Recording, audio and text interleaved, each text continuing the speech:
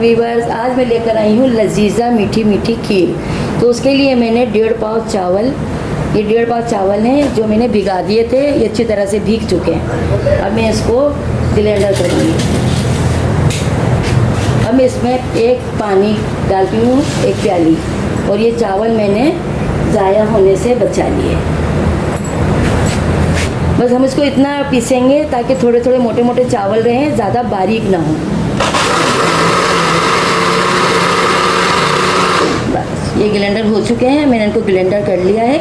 आप चाहें तो सिल पे भी पीस सकते हैं, आप चाहें तो इमाम दस्ते में भी पीस सकते हैं, या आप चाहें तो हाथ से भी इसको मसल के बारीक कर सकते हैं। लेकिन मैंने इसको आसानी के लिए मैंने इसमें ग्राइंडर किया है।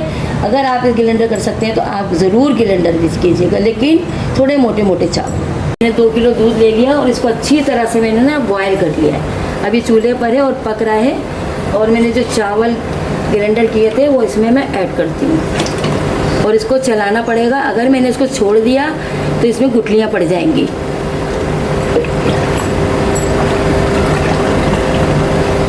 अब जब तक कि ये गाढ़ी नहीं हो जाएगी खीर, चावल यानी कि उबल नहीं जाएंगे, जब तक मैं इसको चलाती रहूँगी।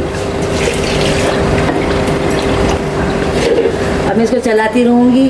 खीर तो बआसानी 15 मिनट में बन जाती है, झटपट वाली खीर। लेकिन जो इसमें लज्जत है, जो इसमें खाने में मज़ा है, वो उन खीरों में नहीं। बनी बनाई मिलती है, पैकेट भी मिलते हैं, 5 मिनट में तैयार हो जाती है। दूध गर्म करें, उसमें मिक्स करें, खीर तैयार है। अच्छी वो भी होती है, लेकिन जिसमें मेहनत होती है वो ज़्यादा लजीज खाना बनता है। झटपट खाने में लज्जत नहीं होती इतनी, जितनी हाथों से मेहनत करने में, चावल पीसने में, मेवा काटने में और दूध जिस तरह चलाने में मज़ा आता है, इतना किसी चीज़ में मज़ा नहीं है जो मेहनत हाथ में है। इसको पकाती रहूँगी। कम से कम इसको मुझे आधे घंटे तक इसी तरह चलाना पड़ेगा। और फिर ये जब गाढ़ी होने लगेगी तो फिर मैं इसमें और चीज़ें भी ऐड करूँगी। तो मेरी वीडियो आखिरी वक्त तक देखते रहिएगा, पूरी वीडियो देखिएगा मेरी, ताकि क्योंकि ये आहिस्ता आहिस्ता सब चीज़ें पड़ती हैं, ये जल्दी चीज़ें बनने वाली नहीं होती। तो आपसे रिक्वेस्ट है कि आप पूरी वीडियो मेरी देखिएगा। मैंने इसमें चावल डाले थे, चावल गल चुके हैं और खीर भी थोड़ी सी गाढ़ी हो गई है। अब ये चावल गल गए, अब इसमें मैं चीनी ऐड करूँगी। अगर मैं चीनी पहले से डाल देती तो चावल मठरा जाते और गलते नहीं। तो देखिए मैंने 1.5 पाव के करीब ये चीनी ली है, जो 1 प्याली है। मैंने चीनी इसमें ऐड कर दी है। अगर आप ज़्यादा खाना चाहते हैं, चीनी ज़्यादा मीठा लेते हैं, तो आप थोड़ी सी और बढ़ा सकते हैं। अगर आप कम खाते हैं चीनी, तो जब भी अच्छी लगेगी, बड़ी लजीज लगेगी, तो आप इसमें जैसा भी आप चाहते हैं वैसा आप कर सकते हैं। ये मैंने लिए छोटी इलायची, जिसको लोग हरी इलायची भी बोलते हैं। इसको मैंने हल्का सा कूटा है और इसमें बहुत अच्छी खुशबू आएगी, क्योंकि खीर जो बनती है इसी खुशबू से अच्छी लगती है। अगर आप ये नहीं डालेंगी तो ऐसा लगेगा कि हम दूध और चावल खा रहे हैं। लेकिन आप जब इसमें ऐड कर देंगी तो बहुत मज़ेदार और लजीज, फिर कहेंगे कि वाकई लजीजा खीर है ये। तो मैंने इसमें डाली है 5-6 के करीब, मैंने इनको लिया और कूटा और इसमें डाल दिया। अच्छी खासी पक रही है, खुशबू भी आ रही है। जैसे मैंने छोटी इलायची डाली, बहुत अच्छी खुशबू आने लगी। अब इसमें मैं ऐड करती हूँ खोपरा। ये 3 टेबल स्पून खोपरा है, ये भी मैं इसमें डाल दूँगी। गार्निश के लिए अलग मेवा होता है, और ये अंदर जो डलता है खीर बनने में, इसमें और ही जायका आ जाता है, क्योंकि इसमें सब चीज़ें मिक्स हो जाती हैं। जो गार्निश करते हैं उसकी चीज़ें इसमें मिक्स नहीं होती, वो सिर्फ सजावट तक रहती है। लेकिन जब हम इसमें कोई चीज़ डालते हैं, जब कोई चीज़ भी ऐड करते हैं इसके अंदर, तो वो खुद अपना ही जायका बना लेती है। तो देखिए अच्छी खासी गाढ़ी हो चुकी है ये, कि 15-20 मिनट तक और ये पकेगी और फिर हमारी लजीजा खीर तैयार। माशाल्लाह माशाल्लाह। ये आधा किलो तक के खोया है जो मैं इसमें ऐड करूँगी।